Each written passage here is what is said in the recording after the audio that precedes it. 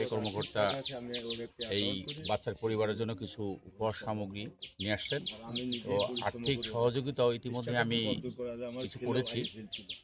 পাশাপাশি আপনার এই বাচ্চার জন্য আমার ইউনিয়ন পরিষদ থেকে আপনার স্থায়ীভাবে যাতে প্রতি মাসে একটা কার্ডের মাধ্যমে চাউল পাইতে পারে তার ব্যবস্থা আমি এই মাস থেকে সেটা আমি নিশ্চিত করার চেষ্টা করব। পাশাপাশি এই বাচ্চার পরিবারের সাথে আমি যোগাযোগ করে আপনার ওর যে অন্যান্য সুযোগ সুবিধা যেটা আমার পরিষদ থেকে স্থায়ীভাবে যাতে করা যায় তার জন্য আমি ব্যবস্থা গ্রহণ করব।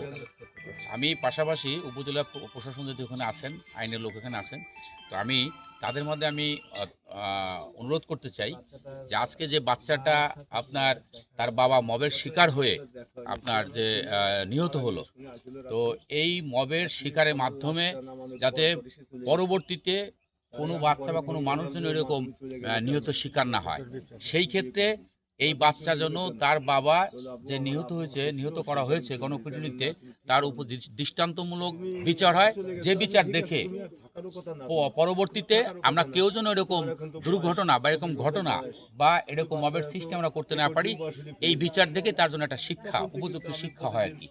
আমি পাশাপাশি প্রশাসনকে অনুরোধ করব যে যত দ্রুত সম্ভব এই ঘটনার তদন্ত সাপেক্ষে এর উপযুক্ত যাতে বিচার হয় এবং এই পরিবার যাতে সুষ্ঠু বিচার নিশ্চিত পায়। এবং মাননীয় প্রধানমন্ত্রীর যেহেতু এই বিষয়টা দৃষ্টিগোচর এসেছেন এবং আশা করছি যে পরবর্তী সব ধাপগুলোই তার দৃষ্টিতে থাকবেন বলে আমরা আশা করি। ধন্যবাদ।